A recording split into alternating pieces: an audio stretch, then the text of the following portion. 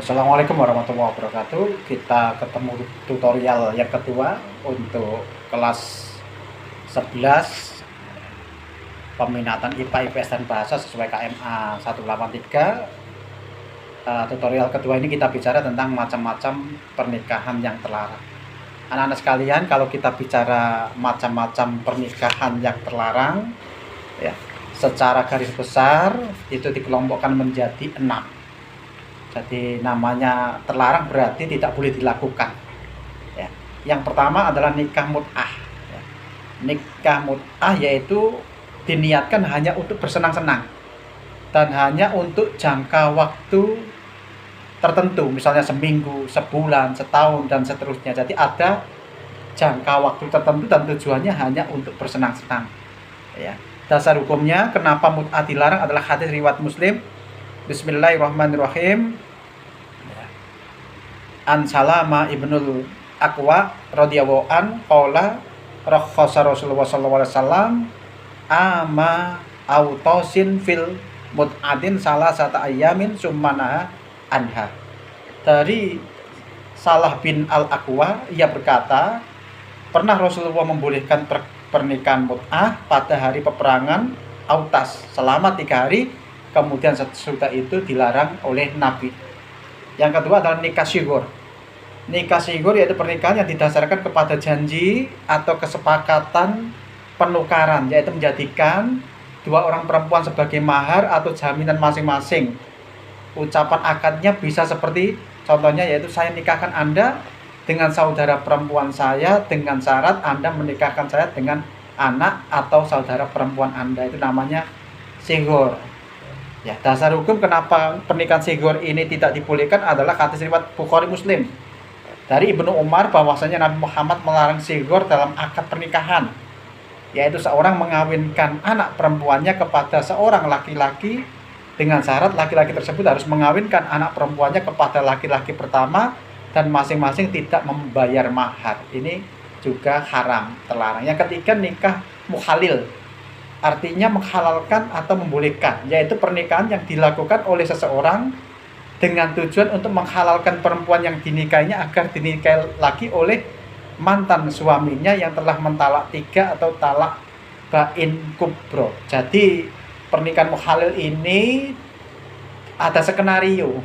Dia mau menikah sementara, kemudian disuruh menceraikan, setelah itu mendapatkan sejumlah uang biar istri yang pernah dicerai oleh suami pertama bisa menikah lagi atau rujuk. Ya. Ini juga diharamkan, dasarnya hadis riwayat Tirmidzi. Ya.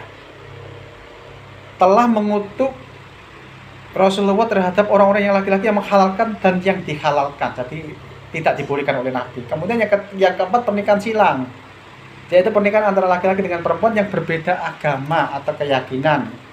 Ini selama dua-duanya berbeda agama maka termasuk pernikahan yang terlarang. Tapi seandainya yang perempuan mau masuk Islam dan selamanya dia masuk Islam, maka pernikahannya dianggap sah secara hukum Islam atau fikih. Yang kelima, pernikahan hadan.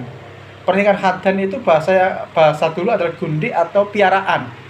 Baik laki-laki yang menjadikan wanita sebagai gundi maupun wanita yang menjadikan laki-laki sebagai gundi.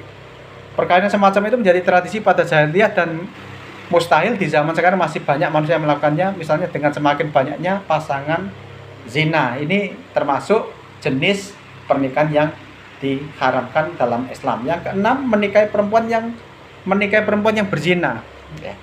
Sesuai dengan ayat berikut bahwa laki-laki yang berzina boleh menikah dengan perempuan yang berzina. Perempuan musyrik juga demikian. Ya. Az-zani la yankihu illa zaniatan aw musyrikatan wa zaniyatu la yankihuha illa zanin aw musyrik wa hurrima dzalika 'alal mu'minin. Pezina laki-laki tidak boleh menikah kecuali dengan pezina perempuan atau dengan perempuan musyrik, dan pezina perempuan tidak boleh menikahinya kecuali oleh pezina laki-laki atau laki-laki musyrik, dan yang demikian itu diharamkan bagi orang-orang yang mukmin.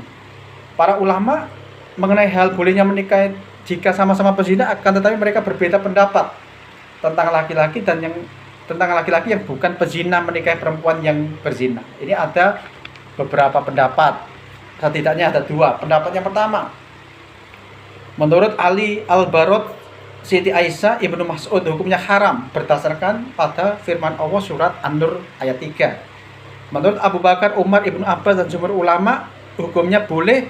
Mereka mengatakan zina itu haram, sedang nikah itu halal. Yang haram tidak dapat mengharamkan yang halal. Jadi kita ambil pendapat dua ini, mana yang kita ambil sebagai rujukan.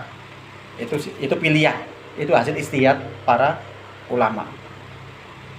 Jadi itu yang bisa kami sampaikan pada tutorial kedua. Jadi pernikahan terlarang itu ada 6: nikah mut'ah, nikah singgur, nikah mukhalil, pernikahan silang, kemudian pernikahan hadan, dan menikahi perempuan yang berzina. Saya kira itu. Terima kasih. Kita ketemu pada tutorial yang ketiga. Saya kira assalamualaikum warahmatullahi wabarakatuh.